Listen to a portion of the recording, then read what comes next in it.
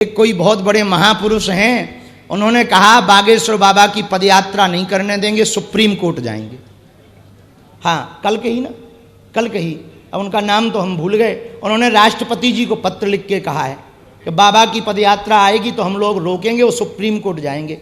अब हमारे पास उनका मोबाइल नंबर नहीं है, नहीं तो हम ठटरी तो पहले फोन से मारते। उन्हें ये पता ही नहीं है कि हम बहुत टेढ़े आदमी हैं। पहली बात तो तुम्हें छेड़ना नहीं चाहिए, और छेड़ा है तो अपन छोड़ेंगे भी नहीं बेटे। हम आपको धमकी नहीं दे रहे हैं, ना हम आपको कोई बात कहने आए हैं। हम और मिश्रा जी एक बात आज गाड़ी में कह रहे थे, 15 से 20 वर्ष बाद जितने मीडिया वाले बैठ खड़े हैं, तुम्हें मसाला चाहिए लो। आज से 15 से 20 साल बाद भारत की जो जियोग्राफी बदलेगी ना, भारत अपने अस्तित्व की लड़ाई लड़ेगा। भारत के लोग अपनी संस्कृति को बचाने के लिए लड़ते दिखाई पड़ेंगे। आज वो 20% हैं और आप 9 राज्यों में अल्पसंख्यक हो गए। जिस दिन वो 50% पहुंच जाएंगे, आपके ब्रिज में भी वही दिखाएंगे टोपी वाले। हमने ये नहीं कहा कौन सी टोपी वाले कि तुम कल के दिन हम पे FIR करवाओ। टोपी वाले कहा, हम भी टोपी लगाते हैं। हो सकता हम अपने लिए कह रहे हो। सुनो, बुरा ना मानना, भारत को बचाना है, अपनी संस्कृति को बचाना है, सनातन को बचाना है, तो जातिवाद से ऊपर उठ करके, भेदभाव से ऊपर उठ करके हमको तनातनी नहीं सनातनी बनना पड़ेगा। क्या बनना पड़ेगा? अरे जोर से तो बोलो, सनातनी। और सनातनी सोफा पे बैठ के ना बन पाओगे। हम भी चील गाड़ी पे बैठ के धर्म ना बचा पाएंगे। रोडों पर, सड़कों पर, गांव गांव, गली गली में जाना पड़ेगा। हम इसलिए नहीं आए कि तुम हमारी पदयात्रा में आना, हम इसलिए आए हैं कि तुम अपने बेटा बेटी, नाती पोता, नातनी, इनके लिए अपनी संस्कृति को बचाकर देकर जाना चाहते हो, अपने हिंदुत्व को बचाकर देना चाहते हो। यदि तुम चाहते हो कि तुम्हारी बेटा बेटी, नातनी पोता दूसरे मजहब के मजहबी ना बने, एकमात्र उपाय है भारत को हिंदू राष्ट्र बनाओ। वरना वो दिन दूर नहीं जब तुम्हारे बच्चे शुक्रवार को कहीं और जाते नजर आएंगे। वो दिन दूर नहीं जब रविवार को तुम्हारे बच्चे हली उल्लाह वालों के पास जाएंगे। और एक बात हम तुमसे कहना चाह रहे, देश लुटेगा, मिटेगा तो तुम्हारी आने वाली पीढ़ी तुमसे पूछेगी कि तुमने क्या किया। हम तो कह पाएंगे हमने कोशिश की, नहीं पूरी हुई तो ये हिंदुओं की गद्दारी थी। अब बुरा मत मानना, हमें ना तो नेता बनना है, ना काऊ को वोट दिवाना है। हमारा काम सिर्फ एक है, जो हमारे महापुरुष संत जिस परंपरा में जी करके सनातनीय संस्कृति को छोड़ कर गए, वो कम से कम बचा तो लें। बढ़ा ना पाए, बचा तो लें। आज हमारा सनातन धर्म सिर्फ रील पर हो गया है सीमित। ढोंग के जीवन से बेहतर है ढंग का जीवन जियो। रील के जमाने में रियल आदमी खोजना कठिन हो गया। हम प्रार्थना करना चाहेंगे हरियाणा के पागलों से। नूह और मेवात की घटना तो तुम्हें याद है कि भूल गए? 2012 का कोसी कला का दंगा याद है कि भूल गए? तुम्हारे ही कोसी कला में हिंदू बेटियों को निर्वस्त्र करके सड़कों पर दौड़ाया था। वो तो गरीमत रही कि कुछ हिंदुओं का सीना चौड़ा था और वो सड़कों पर आया था। बुरा ना मानना, हम तो अपनी जान की बाजी हथेली पे लेके निकले, लेकिन अपने लिए नहीं, तुम्हारे लिए, तुम्हारी आने वाली पीढ़ी के लिए, तुम्हारे आने वाले बच्चों के लिए। आज यदि सड़कों पे नहीं निकलेंगे, देखो पदयात्रा का क्या, अकेले चलें, 4 महात्मा चलें, तुम आओ ना आओ, हम अपने महात्मा लेके चल देंगे। पदयात्रा तो होनी जैसी है, और इस भरोसे भी नहीं होनी है कि तुम आओगे। तुम्हारा जमीर जगे तो आना, ना जगे तो हम तो चलेंगे। क्योंकि हमसे भर हिंदू धर्म नहीं है, हमसे भर सनातन नहीं है। हम तो एक पात्र हैं, छोटे से कीड़ा मकोड़ा। हमारे जैसे लाखों लोग पीठ पीछे बैठ बैठ करके सनातन धर्म का कार्य कर रहे। अभी जब हम आए थे तो क्या नाम था, राहुल देवान, क्या अद्भुत आदमी है, घर बैठ करके आईटी का काम करता है। फोन से अभी इन्होंने बात कराई, तब हम बात, घर बैठ करके अपना बिजनेस बेच करके हिंदुओं का सपोर्ट करता है। और कुछ लोग ऐसे हैं कि हिंदुओं से पैसा लेके बिजनेस करते हैं, और कुछ लोग ऐसे हैं कि अपना धंधा बेचकर हिंदुओं का सपोर्ट करते हैं। हम सिर्फ यही कहना चाहते हैं, आप और हम किसी से लड़े नहीं, लेकिन कोई लड़ रहा हो तो साथ खड़े तो हो। पूज्य पंडित महाराज ने जिस बात का जिक्र किया था, पूज्य पंडित जी बाबा ने, वो सुनो। हम धर्म विरोधियों के सामने एकता के साथ खड़े हो जाएंगे तो उन्हें ये खबर लग जाएगी कि ये अकेले नहीं हैं, लाखों हैं। और सुन लो कान खोलकर, 10 लाख धर्म विरोधी जिस दिन सड़कों पर उतर आएंगे, न तुम्हारा मकान बचेगा, न बच्चियां बचेंगी, न दुकान बचेगी, न अधिकारी बचोगे, न तुम नेता बचोगे, सब धरा रह जाएगा।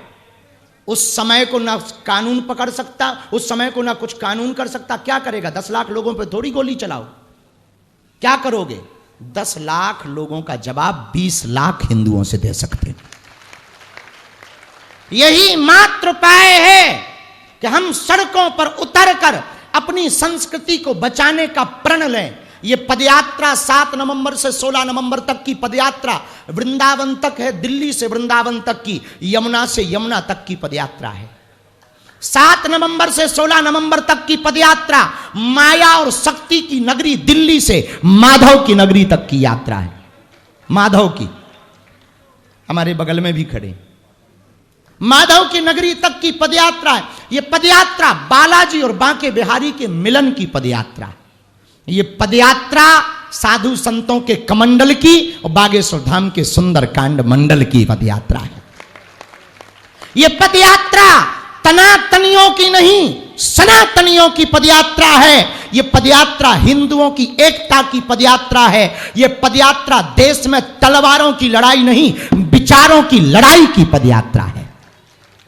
ये पदयात्रा देश को मजबूती देने की यात्रा है। ये पदयात्रा हिंदुओं को सबल करने की पदयात्रा है। ये पदयात्रा भारत में सनातन को फिर से प्रखर व मुखर करने की पदयात्रा है। अंत में हम अपनी बात कहते कहते एक निवेदन करेंगे। जब पदयात्रा निकले तो इतना ही कर देना, भले ही तुम साथ ना चलना, घर से बाहर ही निकल आना, नहीं तो हम घुस जाएंगे। जैसे आज गौ सेवा हॉस्पिटल में घुस गए हैं, कल तुम्हारे यहां भी अब वहीं से निकलेंगे तो आ जाएंगे, फिर बाद में मत कहना। और हमारे साथ तो पूरी महात्माओं की फौज रहती है, सब महात्मा आगे रहते हैं, हम पीछे रहते हैं। हम महात्माओं को कह देंगे इतना ही भंडारो है, चलो, और वहां जाके चिल्लाएंगे, कह रहे अभी तक कड़ी ना है बनाई ठटरी के बरे हरो। फिर बताओ क्या हुई है? तो कौन कौन तैयार है पदयात्रा में? पक्का? अब जो गांव के प्रधान आए हैं, बैठे हैं, हाथ उठाओ। बहुत ज्यादा ही आ गए, हाथ नीचे कर लो। अपने अपने हाथ पीटवे के काम है इसलिए नीचे कर लो। अपने अपने गांव में हमारी तरफ से न्योतो पहुंचा दइए। 2 बातें गांव में, 3 बातें गांव में कहनी हमारी तरफ से, कह दे हो, बोलो। पहली तो हमारी राम राम कह दइयो, राधे राधे कह दइयो, कि बागेश्वर वाले बाबा ने राधे राधे पहुंचाई दइयो, पाप परे नहीं तो पाप। दूसरी बात ये कह दइयो कि 7 नवंबर से 16 नवंबर तक की पदयात्रा में बाबा ने बुलाओ है, ठीक। और तीसरी बात ये कह दइयो कि बागेश्वर बाबा सब संतन को लेके आ रहा हो, पूरे ब्रज के महात्मा, दिल्ली के महात्मा, हरियाणा के महात्मा, सभी महापुरुष आगे आगे चल रहे। पूज्य कोटवन वाले मौनी जी महाराज जी तो हमें और आगे से ले रहे, आप तो वहीं से ले रहे ना, दिल्ली बॉर्डर से। महाराज जी ने, आपने कही थी शुरू में, हाँ, आज कह रहे थे ही नहीं, आपने जो कही थी कि दिल्ली बॉर्डर जैसे ही आप नखो हम पकड़ लेंगे, कहाँ, हमें याद है महाराज जी। और आज पूज्य दाती जी महाराज जी ने भी कह दिया कि ब्रिज के कोने तक हम छोड़ दे भी। हाँ बजाओ, फिर कंजूसी का करना है। वैसे कर ही का रहे, बैठे ही तो हो। जैसे ही सभी महापुरुष, और ये दास तो दूसरी तीसरी बार गौ सेवा धाम हॉस्पिटल में आए, लेकिन आज जो पावन पर्व है वो अति विशिष्ट पर्व है। गोपाष्टमी का पावन पर्व है, और गोपाष्टमी के पावन पर्व में देखो गौशालाएं तो लाखों लोग खोलते हैं और होनी भी चाहिए, गौ रक्षा भी होनी चाहिए, गौ सेवा भी होनी चाहिए। लेकिन भाई शरीर है, तन है, तो तन में रोग होंगे, रोग होंगे तो निरोगता के लिए अस्पताल की आवश्यकता है। तो सभी महापुरुष गौशाला से गौ माता की सेवा करते हैं, परंतु परम पूज्या देवी चित्रलेखा जी आपके पावन संकल्प इतने अभूतपूर्व हैं, जीव में शिव को देख करके गौ सेवा हॉस्पिटल के माध्यम से सेवा चल रही है। एक बार जोरदार ताली बजा करके साधुवाद दो। हम और सभी महापुरुष और पूज्या देवी चित्रलेखा जी, माधव भैया, प्रत्यक्ष भैया, हम सब जब अभी अस्पताल में गौ माता के गौ पूजन के लिए गए, जब आप बहुत अच्छे तरीके से विश्लेषण कर रहे थे, तब उस वक्त पूज्य गोरीलाल कुंज वाले महाराज जी पीछे चलते चलते एक बहुत अद्भुत बात कह रहे थे कि ऐसी अभूतपूर्व सेवा जिन जीवों को धन्यवाद भी नहीं कहना है, उनकी सेवा जिनका कोई नहीं कर पा रहा, वो यहां से हो रही है, ये अपने आप में सबसे बड़ी बात है। और ये अनवरत चल रही है। हम जैसे ही प्रवेश करें तो एक भैरवनाथ को वाहन ग्राम सिंह, समझ जा, बेचारे बीमार थे, वो पड़े थे। गौ माता को भी खूब कष्ट था, बहुत से डॉक्टर लगे, अनवरत रूप से यहां पर चिकित्सा का कार्य चल रहा। ये अभूतपूर्व कार्य है। सुनो, सभी महापुरुषों ने तो हमारी बात कह दी, हम इन महापुरुषों की कहें। सच ये है, इन महापुरुषों के चरण रज की प्रभाव से सनातन का दास कार्य कर पा रहा है। लेकिन इस भारत भूमि में रह करके सनातनीय परंपरा का कार्य करने वाला व्यक्ति तो महान होता ही है, सेवा करने वाला व्यक्ति तो महान होता ही है, नर में नारायण देखने वाला व्यक्ति तो महान होता ही है, पर जो जीव में शिव देखे वो और ज्यादा महान होता है। और जीव में शिव तो ठीक है, जो साधक, जो व्यक्ति, जो सनातनी गौ माता की सेवा करे भैया, उससे बड़ा कोई पुण्य का कार्य पूरे विश्व में नहीं है।